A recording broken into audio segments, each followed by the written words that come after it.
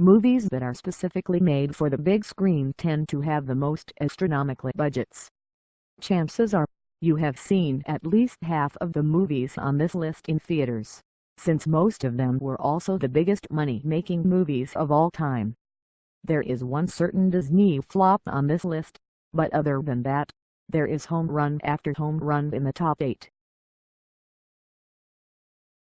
8. The Chronicles of Narnia, Prince Caspian, $225 million. Just like many of the movies on this list, Prince Caspian is a sequel. If you have dabbled in literature for even 10 minutes, you would know that The Lion, the Witch and the Wardrobe was the first in the Chronicles of Narnia series. The original was not quite a massive critical success, the movie, not the book, but made enough money to warrant a sequel to finish the tale.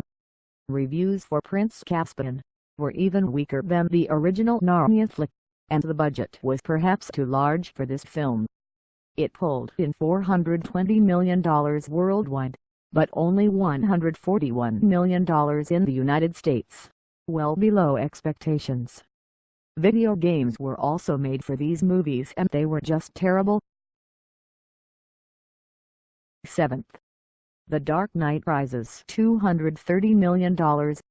Everyone was stoked for the conclusion of the Batman trilogy after Batman Begins was a surprisingly good reboot despite some super nerds grunting about Christian Bale being Bruce Wayne. The second film of the series was the mega-popular Dark Knight, which gave us an awesome performance by Heath Ledger as the Joker. He was certainly missed in the third film. Instead, we got Tom Hardy as the villain Bane in The Dark Knight Rises. Tom Hardy is a good actor, but Bane is supposed to be about 8'0" and 700 pounds of solid muscle. Also, we don't recall Bane speaking like Paul Bearer from the old days of the WWF.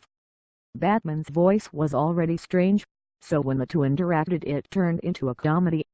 Still, the movie was a financial success. 6th. Avatar, $240 million. Avatar was the biggest financial success in the movie's history and it made director James Cameron the star. Wait a minute, he's the guy who directed Titanic, so you already knew who he was. So Cameron is responsible for the two highest-grossing movies of all time. Avatar was essentially Fern Gully with 10 years' worth of special effects and blue people. That didn't stop people from coming out in droves to see the movie, as it collected $2.78 billion worldwide to top Titanic. It was still a well-received movie by critics despite the cringe-worthy name of unobtainium that humans were seeking out on the planet Pandora. 5th. John Carter, $250 million.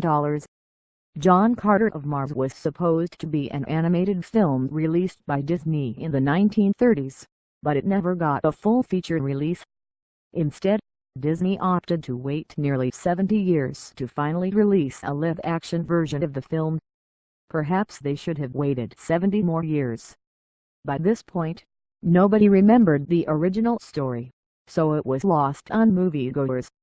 Despite the massive budget, John Carter was an enormous flop in the United States. It raked in only $73 million in the United States and managed to almost break even thanks to $211 million across the other countries of the world. Disney won't want to take that chance again, so you can expect them not to make a sequel. 4th. Harry Potter and the Half-Blood Prince, $250 million.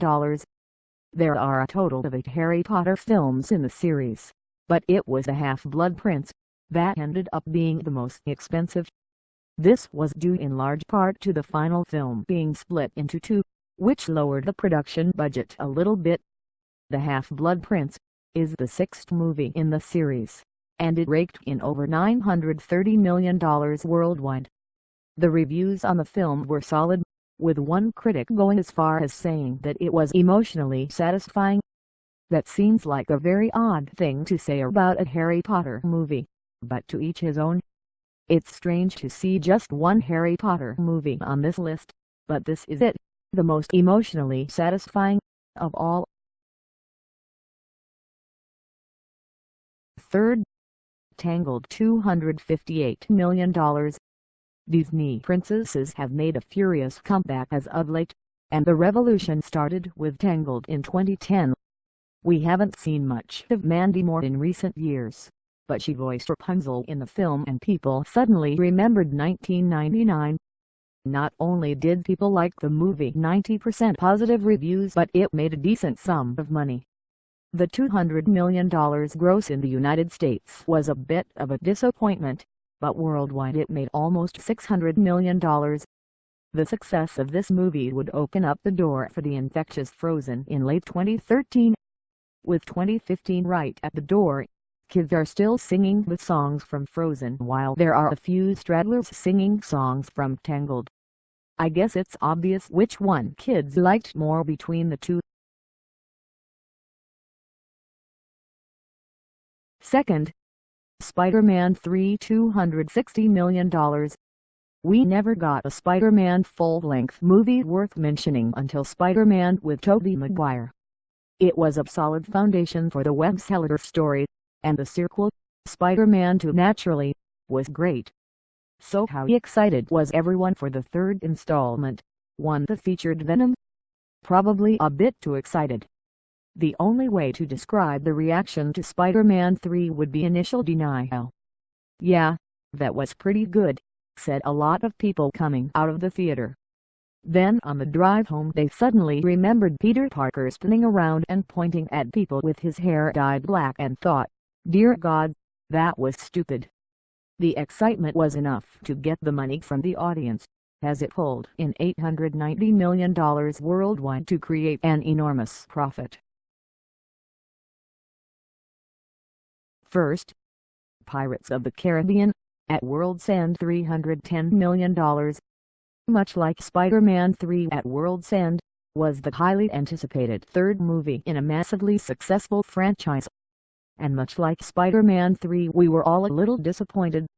Less than half of movie critics gave At World's End a positive review, as it felt like there was too much missing from the original. You didn't even see Jack Sparrow until halfway through the movie, which was about 3 hours long. Even with inflation adjusted, At World's End is the most expensive film ever made. Luckily for Disney, they still made money off the ordeal with a global box office figure of $936 million. Disney realized it was Sparrow that people wanted to see and gave him his own movie to follow this one up, after dropping Keira Knightley and Orlando Bloom.